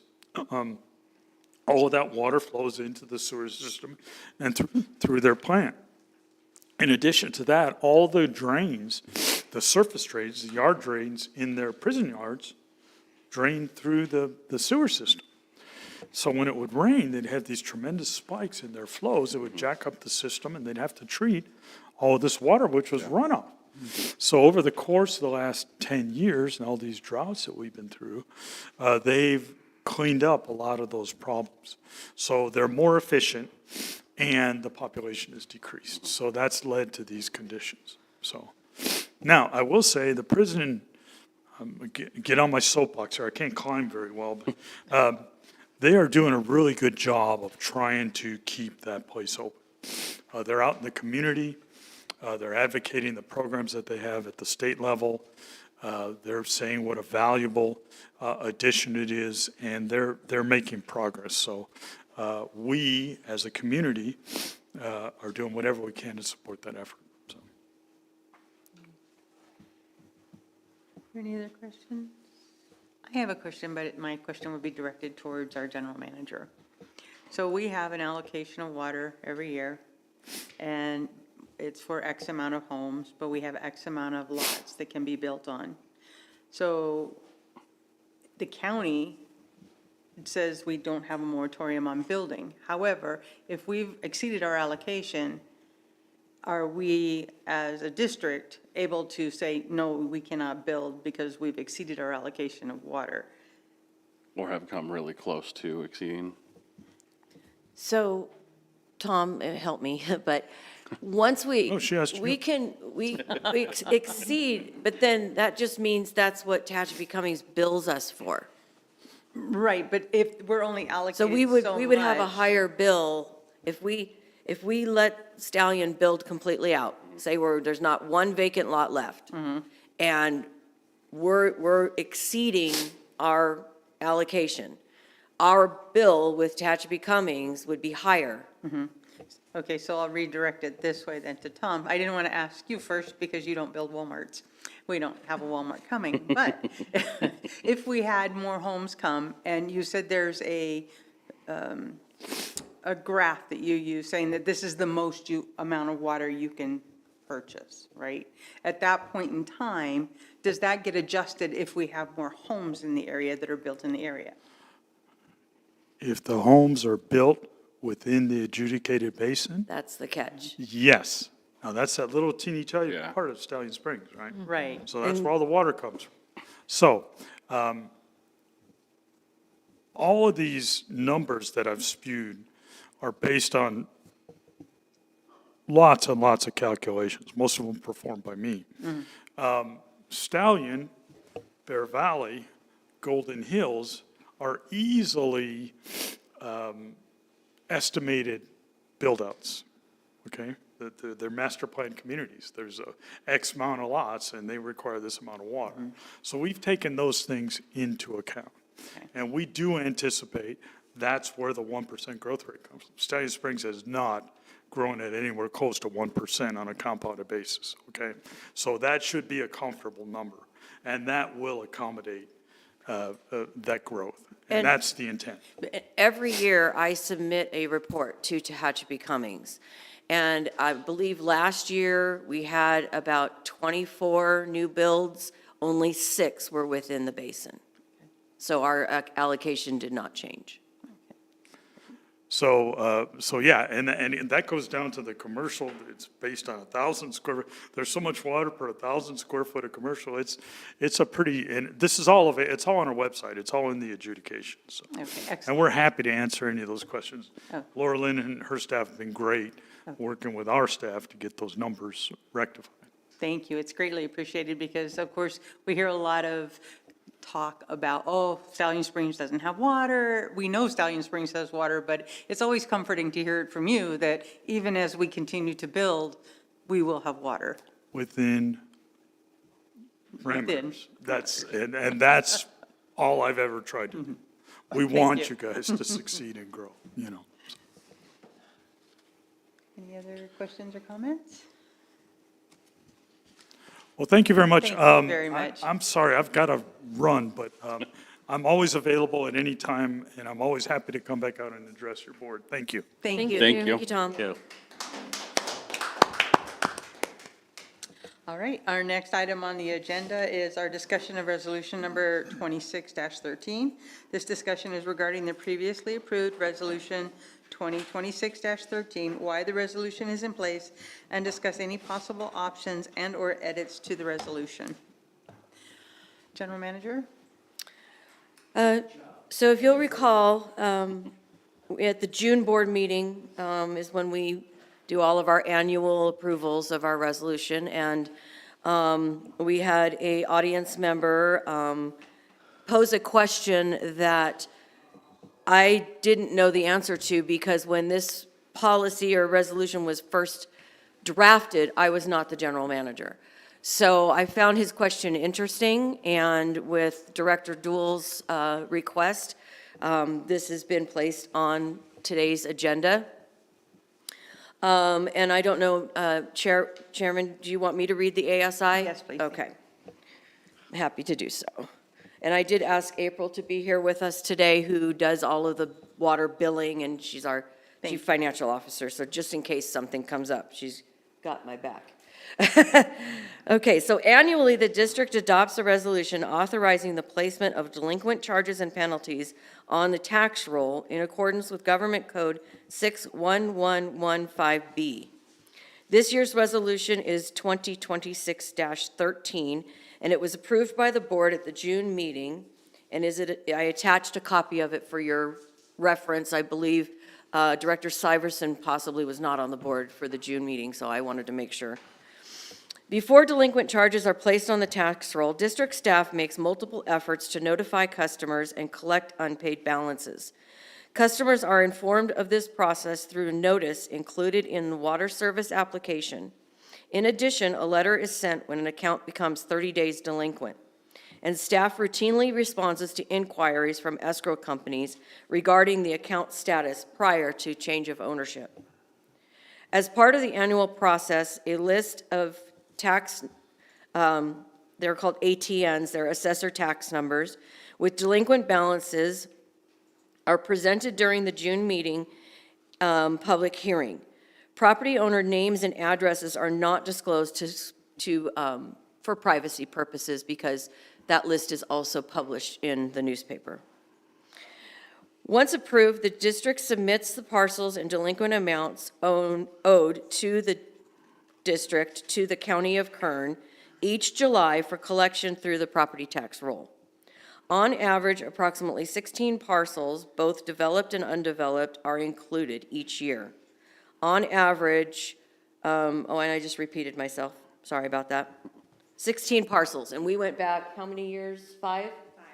5 years, and on average, it was 16, okay? I don't know why, 16 just popped up like crazy.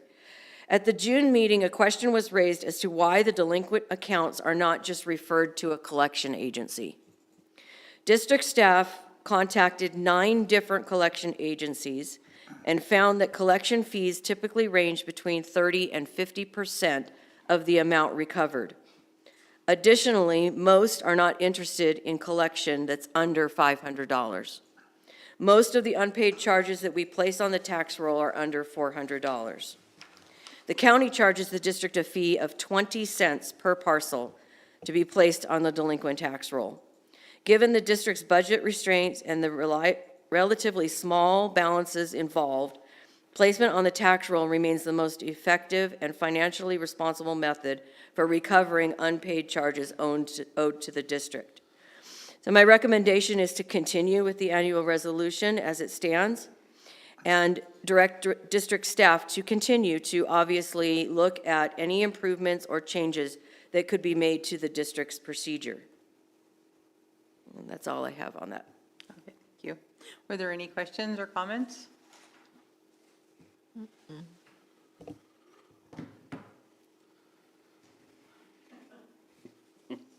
Well, this is a consistent thorn in my paw.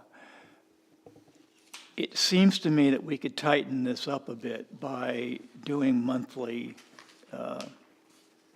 bill as opposed to bi-monthly. Because that seems to be the biggest problem with these delinquent bills that people don't know they have, is what's not covered by escrow, but is not caught until they've already had their escrow closed. And then they get a bill from sometimes a year later after they've acquired the property by the CSD. It's kind of a bad look. So, I mean, there may not be any ultimate way out of this, but because I know this is a consistent problem, and one of the reasons I decided to run for the board initially, is there any way we could tighten this up so that some people weren't caught in this net that, you know, just because we bill bi-monthly? Director Dewell, I think that that's twofold. I think, first of all, our staff has made tremendous effort to educate escrow companies and realtors. It's a partnership. We have no way of knowing when a property is going to close escrow. We don't have access to that information. So we rely on the real estate agents and the escrow companies to reach out. There's no way around that. We're not legally allowed to have access to that information. Yes, and I have noted that things are a lot better, and they've gotten a lot better over the years since I was caught in this initially. Yes. And then as far as billing monthly, that is a staff time and budget strain. Sure. April spends almost a week on billing every other month. If that was every single month, that only leaves 3 weeks to report to the county, report to the state, compile the financial reports for the board packet. It's just not, we would have to hire a full-time employee to just do billing and postage expense. Because we bill every other month and we use a little tiny postcard, we save as much money as we possibly can on postage, and it still exceeds $600 every billing cycle. But of course, we can continue to take, like I said in my recommendation, I believe that the district staff should continue to explore things, and certainly a lot of our systems that are in place are very antiquated, and we can move forward to try to streamline some of those systems. But that's a work in progress right now. Well, thank you, and I appreciate the work that the staff has done over the years, tightening this up as much as they have. But it just comes up every year as a bad look for the district, and I wish there's some way we could make it to zero of delinquent homeowners, unless they had intended not to pay their, Unfortunately, there are those cases. well, of course. So we operate on such a thin, tight budget, this district cannot afford to forgive those outstanding balances. We have to recover them. Maybe someday we'll be in a different position. Well, let me just clarify then, how successful have you been? And you say, well, with the realtors in getting the message through that people are going to have this bill available to them when they, potentially when they close. So I have spoken to the general membership meeting at the the Realtor Board, twice now since I've been the general manager. And I think, unfortunately, I'm speaking to those in attendance that do their due diligence and care about the way that they conduct their business, and I'm probably not talking to the right audience. Unfortunately, it's a state real estate license, so anybody from anywhere in the state can sell real estate in Stallion Springs. And when you're dealing with local realtors who live here and are invested in their business here, that relationship is very simple. And they know to pick up the phone. But we, on occasion, have those that are not familiar with the area at all and frankly don't even know what a CSD is. So there's a lot of challenges, but we do the best we can, and it has improved greatly. All right, I have thank you. a question. I'm just going to throw it out there, and I don't know that I'll get an answer because I don't know that we have any real estate agents here, but, and I'm not a real estate agent or anything, but I have bought homes. And in the very beginning of the process, there's a document, it's a truth in lending or something. Your disclosure. It's basically a document that says, hey, purchaser, when you're done and everything's done, this is what we expect you're gonna owe. And they sign up for that. And then escrow closes and a year, whatever, some time lapses, and what is this bill? This wasn't on there. Can that new owner go back to his agent and the seller's agent and just, hey, I need this Yes, and $300? it happens all the time. Yes. I think that's what they say they most of the do time that from all the out there. Yeah, the realtor ends up covering the cost at the district. But frankly, Oh, you okay. still sometimes don't recover it. Right. And that's when it gets placed on the tax roll. And if I may? If I may speak? Also, when new owners come in, we are very open with them. We always tell them, speak with your realtor, communicate with them. If the previous owner does not pay their bill, it will come back on your bill. And we do express that to them. So they are aware for those that do come in. We are very open about it. We express the process. A lot of them are not clueless because right from the beginning, while they're filling out the paperwork, we let them know. But if the previous owner doesn't give us a forwarding address, and there are quite a few that just disappear. They don't have an address, they go live in a motorhome, and we cannot locate them. So this is what we deal with, are people that just disappear. We have no communication with them, and we have no way of finding them. It is on the onus of the buyer to make sure that all of the bills are taken. They can ask not to close escrow if everything's not paid current. So it is the buyer's responsibility. They do get a disclosure, they get a loan estimate from their realtor and their lender, and then they get the closing disclosure that has all the fees on there. And that, they have to see that 3 days before it closes. And if they know that bill's out there and that information's not on the closing disclosure, they can stall that escrow. They don't have to Unfortunately, close. unfortunately, we don't send out that final bill Right? until escrow closes. Till escrow closes. Oh, Because good heavens. we, Yes, that's the we caveat. cannot close an account until escrow closes. Because in the past, they've discovered we close an account, and guess what? Escrow doesn't close, then what? We have to reopen up that account, and it's just a mess. However, we do have the capability to provide an estimate. So, I mean, we have lots of people call and say, hey, I'm, closing escrow on X date, can you give me an estimate? So we always make sure that we tell them, we can provide you that estimate through that date, but it can vary. And it usually takes about a week once we get everything closed to get that back out to the former property owner. And then they pad the escrow, and it gets Yeah. closed, and then whoever has any residual, it goes back to the buyer or the seller. And if the old owner doesn't call us and tell us, hey, by the way, we're in escrow, we're almost about to close, and then they close, and the new owners haven't come in, how would we know?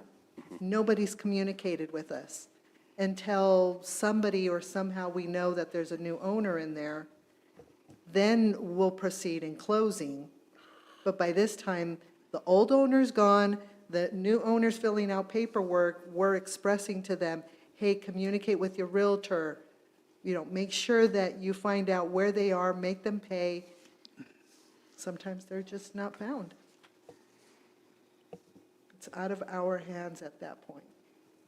So I appreciate the progress that the staff has made, and that's really all I've expected. And when this issue came up again, I think I quipped, I missed it or by this much, meaning not being able to forget about this for this 1 year, because it's becoming less and less. But people come in here, and I'm very sensitive to them, because my wife and I were ruined by the economic depression in 2008. And through that process, I lost all of my ability to get loans, everything. And a lot of this was unknown to me because of a personal situation that was caused by other people. So many years later, we still hadn't recovered. And via a very personal disastrous situation, I found myself alone without credit of any kind. I built that credit back in order to get a very small loan from a house I sold that will sell now in Los Angeles County for $1.5 million. But I had to sell. I came here. I got a loan. I'm still paying a mortgage, a 40-year mortgage. And the first thing I find out is I owe money. To me, this is saying, you failed. You did everything you were supposed to do. And this is what's happened to you. And I see that in other people's eyes when they come up here. And they're angry. And I was angry over, I think it was $26. And I have to commend the board at that time. They forgave it.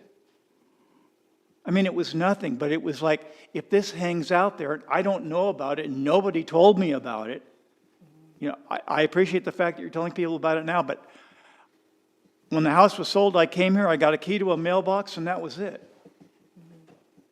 So my interest in this comes very personally, after having rebuilt back from nothing, less than nothing, and then having it all foisted back at me.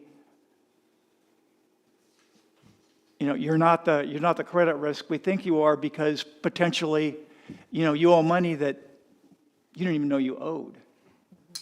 It wasn't the amount. It was the principle of the thing. So anyway, I appreciate the efforts you've made, and I see the progress, but I just think it's a black eye on the district to have this keep happening.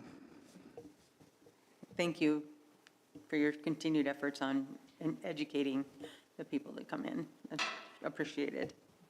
Were there any other comments or questions regarding this? It is just a discussion, and we have no action items on this. So I don't believe we need to make any motions here. We can just move on to the next item. The next item on the agenda is the approval of Resolution 2026-18 regarding the memorandum of understanding between the Stallion Springs CSD and SDRMA. So I can do this one. At the June 24th, 2026 SDRMA board meeting, the SDRMA Board of Directors approved amendments to the SDRMA Health Benefits Memorandum of Understanding. The amendments were made to better align the MOU with our pool, Public Risk Innovation, Solutions and Management, PRISM, MOU, and industry norms. In connection with the SDRMA's amended Health Benefits Program Memorandum of Understanding, we have prepared the summary of changes attached and a red line version for easy viewing. The recommendation by our general manager is to approve the SDRMA amended Health Benefits Program Memorandum of Understanding, Resolution 2026-18, and authorize signed execution of the document. If the document was signed or if the document was read, do we have any questions regarding the memorandum? Any comments regarding the memorandum? When I read this, the only issue I had, and I guess I don't have much of an issue anymore because I started Googling it. In the first paragraph of their MOU, they say, whereas on August 1st, 2006, the SDRMA was appointed administrator for, this is back 20 years ago. And now they're kind of rewriting that. And what bothered me the first time I read it was, you're trying to change your thoughts or whatever from what you did 20 years ago. But what I found was that both PRISM and the SDRMA have been around a long time. And we, Stallion Springs, didn't amend this because it turns out if you Google this, you'll see the exact phrasing and up and down districts in the state. So it made me feel a little better. I thought you were I was taking it too literally.